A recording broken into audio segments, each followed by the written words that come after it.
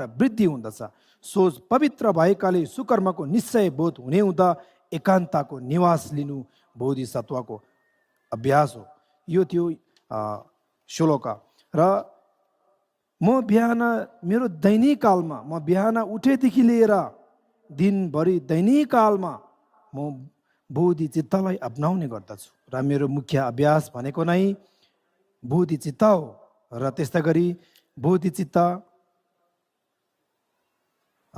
दया माया करुणा त्यस्तै गरी शून्यतालाई म भावना गर्दछु र आकाशसम्मका सबै प्राणीहरूलाई सबैलाई हितमा ल्याउने, सबैले हितमा गराउने र कल्याणमय हुने नै बोधि चित्त नै रहेको छ। र यो मणि मोलमको मुख्य एउटा पाठ आर्य अवलोकनेश्वरको पाठ भएकोले यो पहिलो प्रशस्तिमा के जनाउँदछ त भन्दाखेरि सबै धर्महरू एकै ठाउँमा सत्य त यही नै हो भन्ने देखाउने केही छैन। सबै एकदेखि अर्मा निर्भर छ, भर पर्दछ। र जति पनि हामी सुख शान्ति छौँ न यो संसारमा, सबै प्राणीको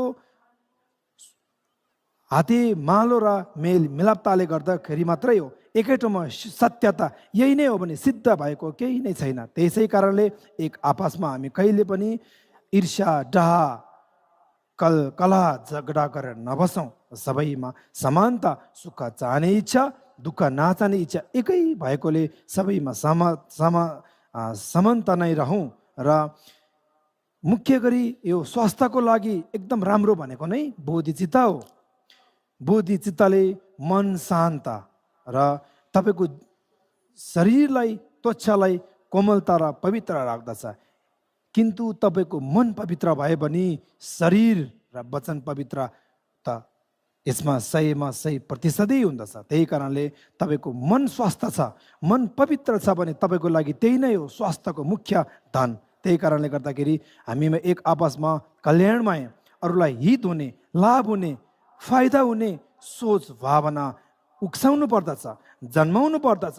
यसैलाई नै भन्छ धर्म भाषामा बोधि चित्त, यसैलाई सामान्य भाषामा भन्दछ पवित्र चित्त, कोमल चित्त, कल्याणमय चित्त।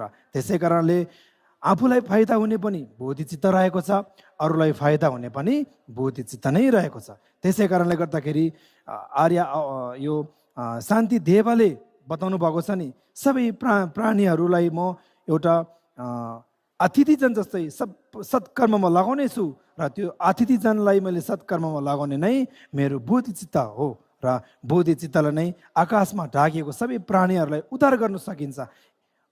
उद्धार गर्नको यो लागि बोधि चित्तले नै संसारको यो अँधेरी कारागारदेखि मुक्त गराउन सकिन्छ है भनेर यसरी बोधि चित्तको अमृतमय वचन यहाँ बताएको हुँदाखेरि विशेष गरी बोधि चित्त नै यो 37औं अभ्यासको 37औं बोधि अभ्यासमा पर्ने मुख्य भाग नै बोधि चित्तको ठुलो भूमिका रहेको छ। 세상과 사모 샘기서야디 시우지르샤디 그거다 전에기 샘기 시디 야야 지금 소소베 지금 도구동에 지금 섬신도 지금 너베경에서래 사고로도요 세월로 깨이는 전에 시우지 판도를 샤디 시장가를 차시하네 지금 변화로 강에蒙古菜云的사고로도요 세월로 깨워봐도 지금 될래야 공도 사야가 서로들이 최내매 아니 디바 균이 자나게 구치솔에 시타관에 세월로 마도 지금 될래야 공도 사람들이 최내매 세상 가다 생기 시디 영야디 장지고 좀 꾸며야 되기 쉬우지 판도도가